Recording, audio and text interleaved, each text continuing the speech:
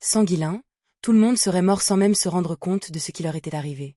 Cahors, regardant les mercenaires applaudir, se tourna vers Gillian et lui demanda. « Qui diable est ce type? Ils ont dit que c'était un gamin, mais est-il vraiment une arme secrète de Ferdium ?» Cahors fut profondément choqué de réaliser que les véritables capacités de Guilin dépassaient de loin ce qu'il avait vu jusqu'à présent. « Je ne sais pas non plus. Mais une chose est sûre, personne de son âge n'est plus fort que lui. » Gillian n'avait également jamais vu Guilin faire preuve d'une telle force auparavant. Même lors des combats contre les monstres, Guilin ne s'était pas battu à pleine puissance. Cela allait au-delà du simple génie, il était clair qu'il cachait quelque chose. Même si le visage de Gillian montrait de la crainte et de la fierté lorsqu'il répondait à Cahors, tout le monde n'était pas aussi excité et ravi. « Bougez. Écartez-vous. » Belinda, alarmée, donne des coups de pied et repousse les mercenaires alors qu'elle se précipite vers Guilin. « Jeune maître.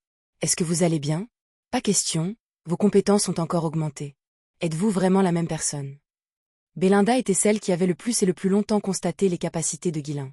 À ses yeux, Guilin n'aurait pas dû être capable de gérer l'approche de Falor à ce point. C'est pour cela qu'elle était intervenue plus tôt. Mais elle ne pouvait pas imaginer que Guilin dépasserait encore une fois ses attentes. « Je vais bien. La file s'est effondrée au départ, mais grâce à vous, nous avons gagné du temps. Tout le monde a bien fait, mais d'abord, soignons les blessés. » Mais Belinda n'était pas intéressée par les compliments, vérifiant frénétiquement les blessures de Guilin. « Vous devriez d'abord vous faire soigner. Ce n'est pas si grave. » Comme l'a dit Belinda, Guilin avait subi plusieurs blessures suite à des combats si féroces. Non seulement Guilin mais aussi Gillian et Cahors avaient des coupures sur tout le corps. Même si la bataille avait été chaotique, elle avait été suffisamment dure pour blesser même des guerriers de leur niveau de compétence. Avec les Falor à la fois forts et rapides, et leur grand nombre, le résultat était inévitable. Les mercenaires, regardant Belinda s'occuper de Guilin, échangèrent des regards et murmurèrent entre eux. Ils ne l'avaient vue que comme une servante, mais maintenant ils étaient choqués de réaliser à quel point elle était forte. J'ai su que quelque chose n'allait pas au moment où elle a commencé à lancer des poignards et à s'envelopper de mana. Ouais, mais cette même personne m'a demandé un jour de lui préparer de la soupe. Tu as failli perdre la tête aussi. Alors que la tension de la bataille s'apaisait, les mercenaires ont commencé à plaisanter et à bavarder. Claquant sa langue face à leur insouciance, Guilin parla. Prenez soin des blessés et rassemblez les corps en un seul endroit. Le sort de lumière va bientôt se dissiper, alors accrochez les lanternes. Sans hésitation, les mercenaires survivants se sont immédiatement déplacés pour suivre les ordres de Guilin. L'un d'eux était Gordon, un homme musclé. Ouf, quelle créature dégoûtante. Alors que Gordon nettoyait le bord extérieur de la clairière, il grimaça à la vue des cadavres des Falor. Après plusieurs jours de stress face à ces créatures, même ses muscles pourraient avoir rétréci. Je devrais travailler plus dur à notre retour.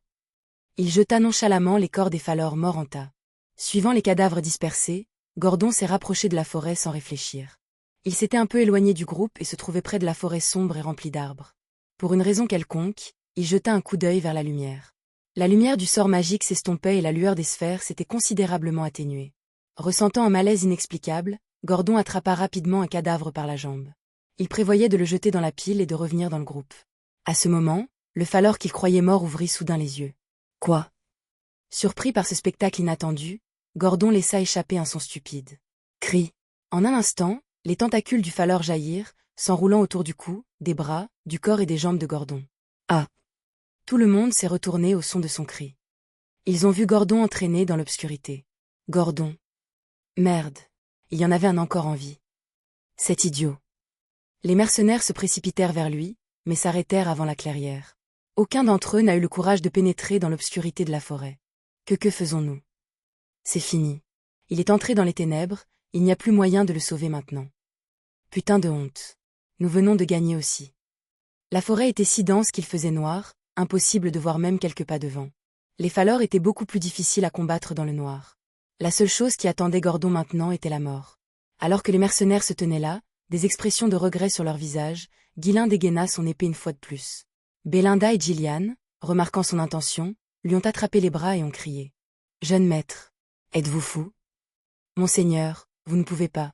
C'est trop dangereux. » Guilin les regarda tous les deux en silence, puis jeta un coup d'œil aux mercenaires.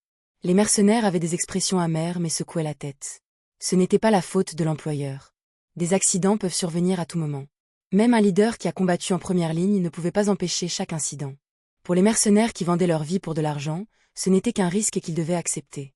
Cahors s'est placé devant Guilin et a dit d'un ton neutre. « Abandonnez. Il est déjà trop tard. Perdre la vie à cause de votre propre erreur fait partie du métier de mercenaire.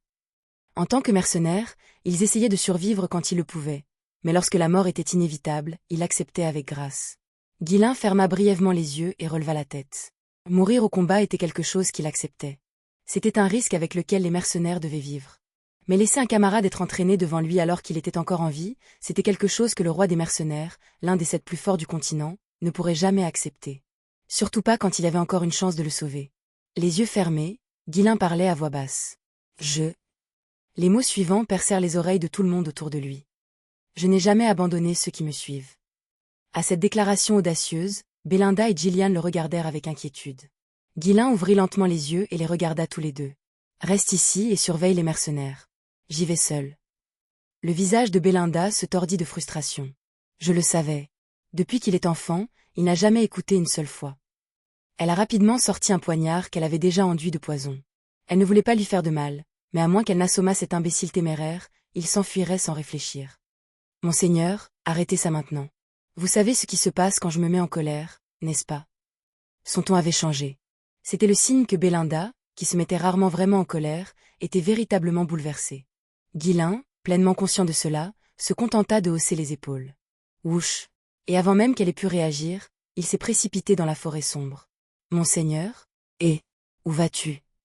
Furieuse, Belinda tapa du pied avant de se tourner vers Gillian. Restez ici et gardez-les. Elle jeta ces mots par-dessus son épaule alors qu'elle poursuivait Guilain. Reste et garde-les, dit Gillian à Cahors, le visage inexpressif, avant de suivre Belinda. Cahors, qui regardait l'endroit vide où ils avaient disparu, se gratta la tête de frustration. Bon sang, ils me traitent tous comme si j'étais une sorte de blague maintenant. À qui diable pense-t-il commander? Bon sang. Depuis sa rencontre avec Guilain, sa fierté en avait pris un sacré coup. Merde. C'est vraiment de la merde. Dois-je tous les couper? Lançant une pierre au hasard par frustration, Cahors lança un regard noir au mercenaire. Qu'est-ce que tu regardes? Continue à nettoyer. Nous attendrons. Quiconque se relâche perdra la tête. Cahors était toujours un fou terrifiant pour les mercenaires. Effrayés, ils hochèrent la tête et se remirent rapidement au travail. Cahors s'assit, mâchant de la viande séchée et se léchant les lèvres. Merde, quel dommage. Il aurait aimé les suivre, il semblait que ce serait amusant. Mais s'il partait, il n'y aurait personne pour diriger les mercenaires. Pendant ce temps, Guilain courait à une vitesse incroyable, poursuivant la trace de Gordon. Poursuivre un falor, qui se déplaçait comme un seul homme avec les ténèbres, n'était pas une tâche facile. Il a complètement disparu de la vue. À courte distance, il pouvait au moins sentir son mouvement, mais à mesure que la distance augmentait, même cela devenait impossible. C'est pourquoi le comte Balzac, qui avait mérité le titre de maître, avait tant lutté contre les falors dans sa vie antérieure. Mais cette fois, les choses étaient un peu différentes. Gordon a été attrapé par le falor, et en tant qu'humain, il ne pouvait pas fusionner avec les ténèbres. Là! Le faible cri de Gordon résonnait de loin. Poursuivant le son, Guilain a imprégné sa voix de mana et a crié fort. Gordon! Continue de crier. Je viens te chercher. Sa voix était si forte qu'elle faisait trembler la forêt.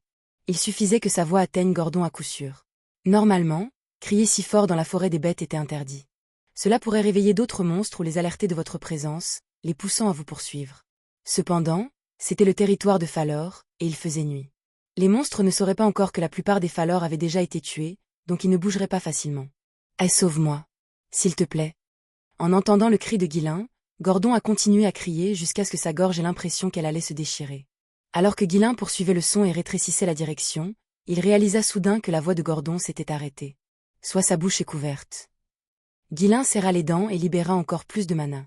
Ou il est déjà mort. Mais il n'abandonnerait pas jusqu'à ce qu'il voie le cadavre de Gordon de ses propres yeux. SSSSS. Guilain a sorti un parchemin de lumière de son manteau et l'a déchiré, inondant la zone de lumière. Il a rapidement scanné le sol à la recherche d'éventuelles traces, a déterminé la direction et a sprinté follement en avant. Attendez, Gordon. Comme Guilain s'y attendait, la bouche de Gordon avait été couverte par un tentacule de falor. Sentant quelqu'un les poursuivre, le falor avait supposé que les cris en étaient la cause et l'avait immédiatement fait taire. Mpache. Mpache. Gordon avait également entendu le cri de Guilain. Il essaya désespérément de crier à nouveau, espérant que cela aiderait Guilain à le retrouver, mais le monstre intelligent lui avait bouché la bouche. Bon sang. Si je ne peux pas respirer correctement, je perdrai de la masse musculaire. Les larmes montèrent aux yeux de Gordon alors qu'il se débattait, mais cela ne servait à rien. Est-ce que je vais mourir comme ça? Dans cette sombre forêt, il serait impossible à quiconque de retrouver sa trace. Gordon a commencé à perdre espoir. À bien y penser, le patron a dit qu'il m'apprendrait à lire et à écrire. S'ils étaient rentrés sains et saufs après cette expédition, peut-être qu'il aurait pu apprendre à lire. Mais bien sûr, il aurait refusé, car il aurait dû se concentrer sur l'entraînement. Alors ça y est. Voilà comment ça se termine. Tout le monde devait déjà penser qu'il était mort, ou il n'avait pas réussi à le trouver et avait abandonné la poursuite. Il semblait que sa supposition était juste, car la voix de Guillain ne pouvait plus être entendue. Contrairement à la démission de Gordon, Guillain le poursuivait toujours. Cependant, sa vitesse ralentissait. Sans la voix de Gordon pour le guider, il était impossible de déterminer la direction à prendre. Poursuivre quelque chose qui ne laissait aucune trace, dans l'obscurité totale, était un défi, même pour quelqu'un ayant l'expérience de Guillain. Jeune maître. Monseigneur. Alors que le rythme de Guillain avait ralenti, Belinda et Gillian l'ont rattrapé. Rechercher des traces. Vérifier le sol, vérifier tout autour. À son ordre urgent, Belinda et Gillian ont immédiatement commencé à rechercher tout signe. Même si tous deux étaient doués en matière de pistage, les traces devenaient de plus en plus difficiles à trouver. Au final, ils ne parvenaient même plus à déterminer la bonne direction. Jeune maître, rentrons. Si nous continuons à errer dans la forêt, ce sera trop dangereux. Belinda a raison. Il est probablement déjà mort. Malgré leurs tentatives pour le convaincre, Guillain ne bougeait pas. Même à ce moment-là, ses sens étaient en alerte, scrutant les environs. S'il pouvait entendre le moindre son, ce serait suffisant. Juste au moment où Guillain se tenait là, incapable de se résoudre à partir, un son, celui de Gordon, parvint à toutes leurs oreilles. Sans hésitation, ils s'enfuirent tous les trois en direction du son semblable à un éclair.